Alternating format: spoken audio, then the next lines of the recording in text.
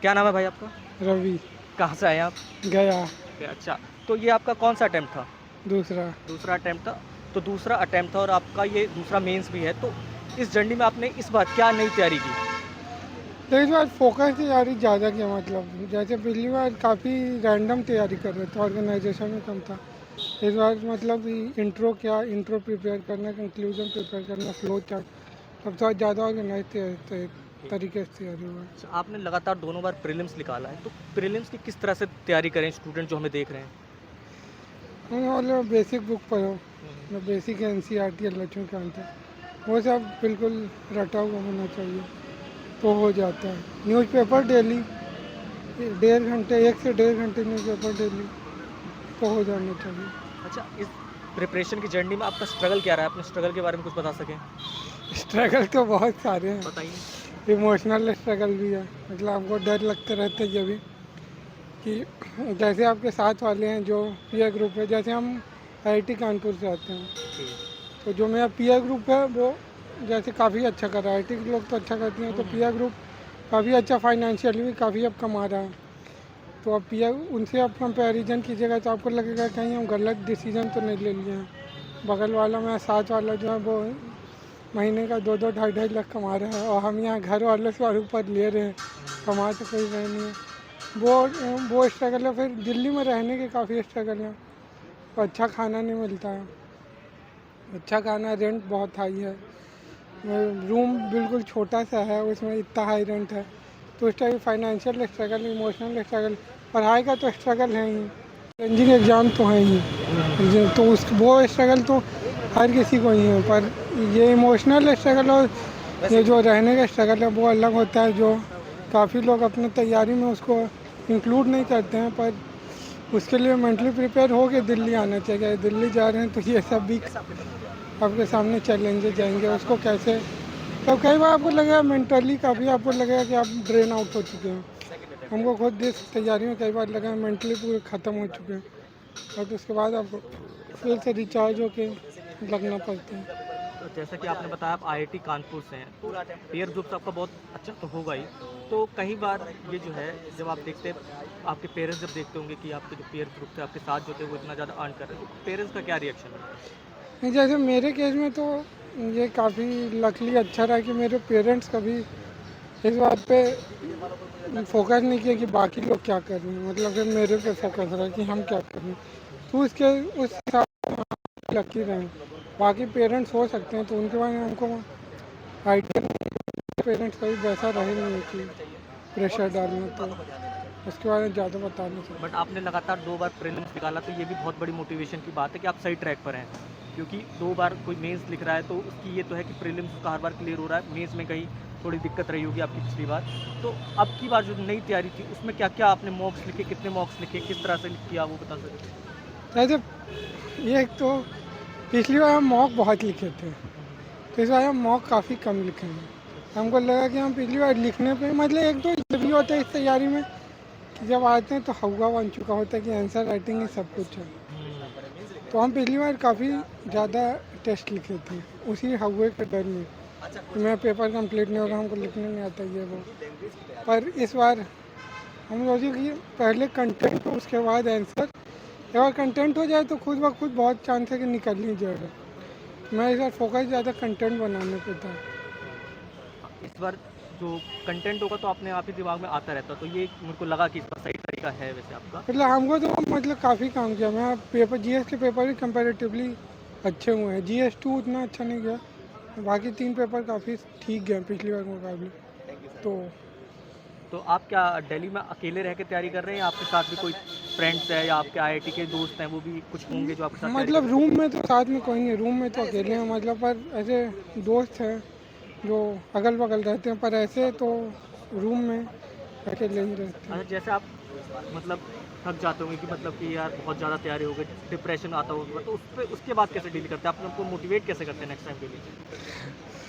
ये तो ये क्वेश्चन आंसर करना टफ है, मतलब अब यही है कि आदमी ये सोचता है कि अब यहाँ आए हैं, इतना यहाँ आए हैं, यहाँ इतना पैसा खर्चा हो रहा है, घर वालों का भी, पेरेंट्स का भी वो है, तब अब सबसे ज़्यादा मोटिवेशन मेरे लिए तो पेरेंट्स ही रहे हैं या पेरेंट्स का अगर मन है, इच्छा है तो उनके लिए किया जाए, मतलब खुद का नहीं भी मन है तो बस पेरेंट्स के लिए ही करो। तो मेरे लिए तो वही मोटिवेशन है। बाकी हाँ, हर किसी के लिए अपना मोटिवेशन हो सकता है। चलिए, अभी आपका थोड़ी देर में दूसरा एग्ज़ाम है तो आपका ज़्यादा वक्त नहीं लेंगे। आपको दूसरे एग्ज़ाम के लिए ऑल द बेस्ट और होप इस बार आप सिलेक्टेड हो जाएँ। धन्यवाद। लिख रहे हैं थोड़ी बात है तो कैसा गया? हिंदी का था तो बढ़िया था। क्या कैसे क्वेश्चन पूछे गए थे? कुछ क्वेश्चन याद हो? किस किस सेक्शन से आए? मतलब हिंदी में हाँ हाँ हाँ। हिंदी में तो वही जो नॉर्मल पैटर्न रहता है, इसमें तो कुछ ऐसा अनप्रेडिक्टेबल था नहीं जो आप एक्सपेक्ट नहीं कर सकते, ना तो कोई करंट वगैरह से रिलेटेड, वही नॉर्मल था। तो हिंदी में आते किस तरह के क्वेश्चन है, बता सके कुछ थोड़ा एग्जाम्पल? एक ऐसे आता है 100 मार्क्स का, उसके अलावा ट्रांसलेशंस आती हैं 2, और प्रेसी राइटिंग हो गई जिसको हम लोग हिंदी में जिसको शॉर्ट करके अपने गद्यांश कहते हैं कुछ, और कम्प्रिहेंशन हो गया जो हिंदी में करना है, मुहावरे वगैरह थोड़ी बहुत ग्रामर रहती है बस। अच्छा, तो ये किस कौन सा ऐसे आता टॉपिक याद हो आपको? किस टॉपिक से जैसे जल संकट का हो गया भारत में, और इसके अलावा क्या नाम है अपना लोकतंत्र के ऊपर मीडिया की क्या भूमिका, ऐसा कुछ। अच्छा, ये आपका पहला मेंस था और आप फर्स्ट अटेम्प्ट में यहाँ पे आए हैं, तो किस तरह से प्रिपरेशन की थी, कुछ बता सके आप जो हमारे व्यूअर्स देख रहे हैं? प्रिपरेशन तो कुछ ऐसा सच नहीं थे, जो हमारे टीचर्स ने हमें बताया हमने सिर्फ वही फॉलो करा, कुछ बाहर की तरफ नहीं गए। एक्चुअली होता क्या है कि स्टूडेंट के पास 70% मटेरियल होता है बट 30% नहीं होता, और वो भूल जाता है कि 30% किसी के पास नहीं है। उसी 30% के चक्कर में वो अलग अलग नोट्स पढ़ता है, अलग अलग चीज़ें में पहुँचता है, जिसकी वजह से टाइम ख़राब होता है। और होपफुली मैंने वो टाइम नहीं ख़राब करा, जिसकी वजह से मैं मेंस लिख रहा हूँ।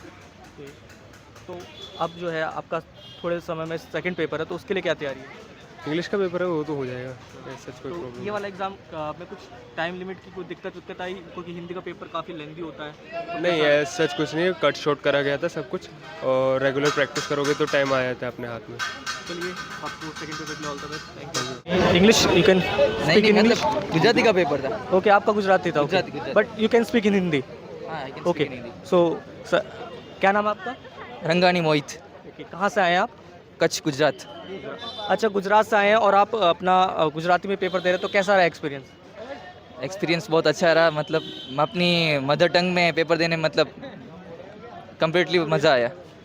जैसे आपका जो अभी मेंस होगा वो इंग्लिश में आ रहे होंगे और ये गुजराती में था, ये प्रॉपर जो सब्जेक्ट है आपका, तो दोनों में डिफरेंस क्या लगता है जब देते हैं आप एग्ज़ाम? तो डिफरेंस तो कुछ ज़्यादा नहीं लगता, क्योंकि ग्रेजुएशन इंग्लिश में किए, पर जब प्राइमरी जो एजुकेशन था मेरा तो गुजराती में ही था, तो इतनी ज़्यादा डिफ़िकल्टी नहीं हुई मुझे इसे।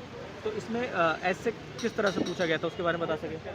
ऐसे मतलब कंटेम्प्रेरी इश्यू भी थे, मतलब कल्चरल जो ट्राइबल के बारे में था, वाटर पॉल्यूशन के बारे में था, डेमोक्रेसी के बारे में था, और गुजराती लिटरेचर के बारे में था, मतलब सारे एस्पेक्ट कवर किए हुए थे। ओके, जैसा आपने बात की गुजराती लिटरेचर, तो गुजराती लिटरेचर से कैसे क्वेश्चन पूछे जाते हैं?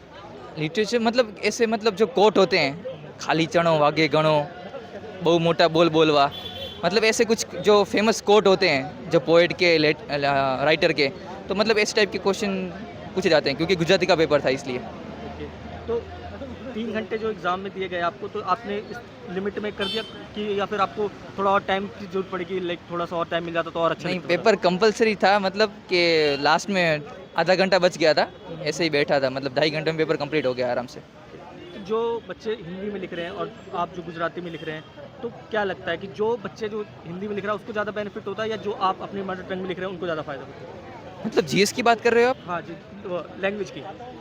वो तो सर उसकी ग्रिप पे डिपेंड करता है। गुजराती हमको इजी लगती है क्योंकि मैं गुजरात से आता हूँ, वो लोग हिंदी में पढ़े हुए हैं, तो उन लोग को उनकी लैंग्वेज ठीक लगेगी, इसलिए मतलब कुछ। अच्छा, कौन सा अटैम्प्ट था आपका ये?